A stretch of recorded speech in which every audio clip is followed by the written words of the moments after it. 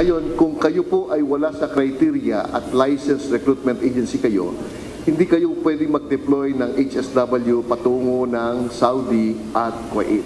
Yun po yung malinaw na difference doon. Pwede kayo mag-deploy sa ibang destination countries but not to Saudi and Kuwait na kung saan may whitelist framework. Hindi na basta-bastang makakapagpadala ng overseas Filipino workers sa Saudi Arabia at Kuwait ang kahit sinong legal na recruitment agencies kung hindi ito kwalipikado sa whitelist requirement na inilabas ng Department of Migrant Workers. Ayon kay DMW Undersecretary Bernard Olalia, nakapaloob sa Memorandum Circular No. 4 na ang bawat private, foreign at mega recruitment agencies ay dapat mayroong isang welfare desk officer. Dapat din nila na wala itong kinakaharap na mabigat na recruitment violation at hindi rin blacklist ang employer nito.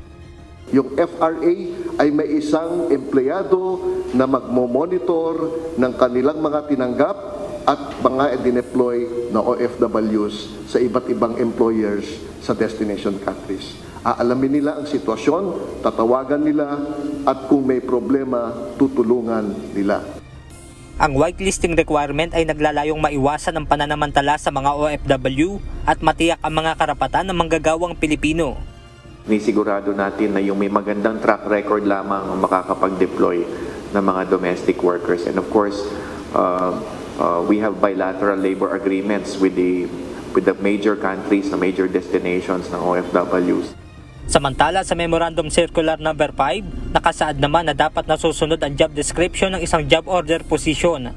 Doon sa kontrata, kailangang naka-attach ang job description. So kung labas sa job description ang gagawin ng residential support staff or residential support worker, then i-report niya yan kasi it's a violation of the contract. Muli namang nagpaalala ang DMW na huwag pumatol sa hindi lisensyadong recruiter upang makaiwas sa abala lalo kapag nakarating na sa ibang bansa.